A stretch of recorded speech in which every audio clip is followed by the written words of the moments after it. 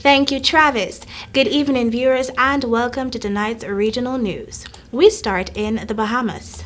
The government of Bahamas has announced a slight relaxation in COVID-19 rules, but warned that Bahamians must get used to cycles that involve tightening and loosening of restrictions of these rules because the pandemic will be, and I quote, with us well into the next year, end of quote.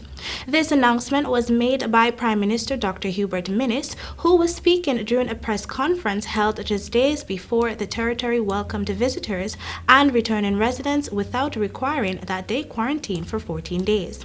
However, the Prime Minister said that all beaches and parks in New Providence and Abaco will open starting Monday, but could not provide a time frame for when the country's state of emergency, currently extended to November 30, will come to an end.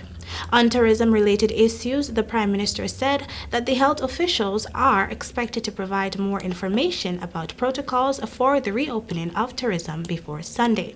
The Prime Minister noted that until, and I quote, there is an effective vaccine and the overwhelming majority of Bahamians are vaccinated, we will have cycles where cases go up and down. This will occur due to the spread of the virus when we do not wear masks or go to social events where the virus may spread quickly because persons are not observing the COVID-19 protocols. End of quote. He added that when cases go up on a particular island, the restrictions will have to be increased when necessary. Now for some news from Antigua and Barbuda. The local tourism industry is suffering a minor setback as Air Canada has announced that there will be a delay in its return to Antigua. The Canadian carrier was due to arrive at VC Bird International Airport on Sunday for its first flight since the border reopened. The return of the airline would have served as a significant boost to the rebounding tourism sector. Chief Executive Officer of the Antigua and Barbuda Tourism Authority, Colin James, said, and I quote, Canada still has a 14-day mandatory quarantine with all countries when you return to Canada, and that is a real deterrent for people coming on vacation. As such, it is hard to generate bookings, end of quote.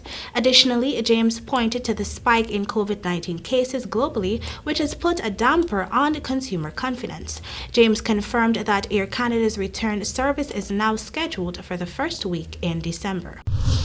Finally, in Mexico, the remains of 59 bodies belonging mostly to young people have been found in unmarked graves in Mexico. The discovery was made in Salvatierra municipality, an area that has become one of the most violent places in Mexico as drug cartels fight for control of trafficking routes. More than 2,200 murders were recorded in Guanajuato state in the first 8 months of the year. The grim discovery of the bodies came after families of missing persons raised the alarm, said Carla Quintana, the head of Mexico's National Search Commission.